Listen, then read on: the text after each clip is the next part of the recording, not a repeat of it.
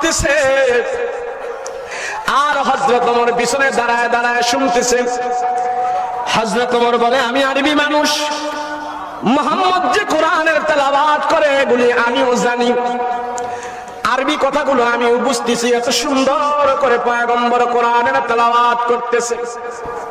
হযরত ওমর বলেন, মুহাম্মদ তো স্কুলে যায় নাই, মাদ্রাসায় যায় নাই, পাঠশালায় যায় নাই, কোনো বিদ্যালয়ে যায় নাই। মুহাম্মদ এত সুন্দর করে কি তেলাওয়াত করে, একটার পরে একটা মিল আছে, কবিতা আকারে তেলাওয়াত করতেছে। এত সুন্দর, একটার সাথে একটা মিল আছে, আগাগোড়া ঠিক আছে, লাইন টু লাইন ঠিক আছে। হযরত ওমর বলেন, আমি তখন আমার মনের ভিতরে উদয় হইল, মুহাম্মদ এত সুন্দর কবিতা কোত্থেকে শিখলো, কোথা থেকে মুহাম্মদ এই কবিতা তেলাওয়াত করে। কোরআনে কারীমকে কবিতা মনে করতেছে, এত সুন্দর কোন কবিতার কবি, কোন কবি এত সুন্দর কবিতা।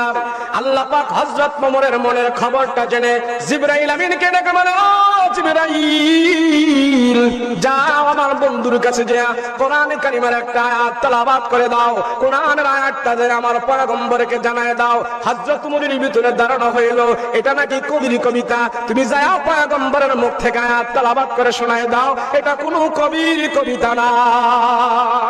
জিবরাইল আমিন রাসূলের কাছে আয়াত নিয়ে হাজির হয়ে গেল। হযরত ওমর মনে করতেছে এটা তো কবিতা। আমার নবী রাহমাতুল লিল আলামিন কোরআন কারীম তেলাওয়াত করতেছে,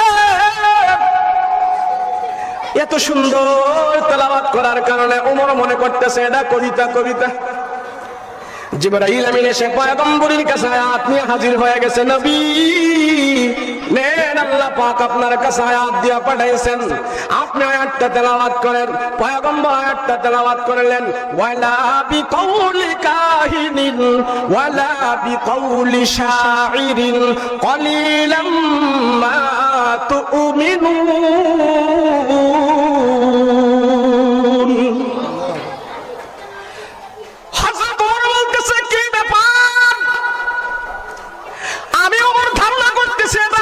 হবে আর মুহাম্মদ তার জবাব দিতেছে, না এটা কোনো কবির কবিতা না। হযরত ওমর বলে, তাহলে কি হবে কি হবে, কবিতা যদি না হয় কি হবে? মুহাম্মদ আমার মনের কথাটা জেনেছে, এর জন্য আমার ধারণা হইতেছে মুহাম্মদ গণক হয়ে গেছে, মুহাম্মদ জ্যোতিষী হয়ে গেছে, নাইলে কেমনে আবার মনের খবরটা জানে? এইবার আল্লাহ পাক রব্বুল আলামিন জিবরাইল আমিনকে দিয়ে আয়াত নাজিল করে জানাই দিয়েছেন, ও পয়গম্বর জানাই দেন, ওমরকে জানাই দেন এটা কবিতা না, এটা কোনো গণকের কালাম না। ওয়ালা বিকাউলি কাহিনিন কলিলাম মা তুমিনুন।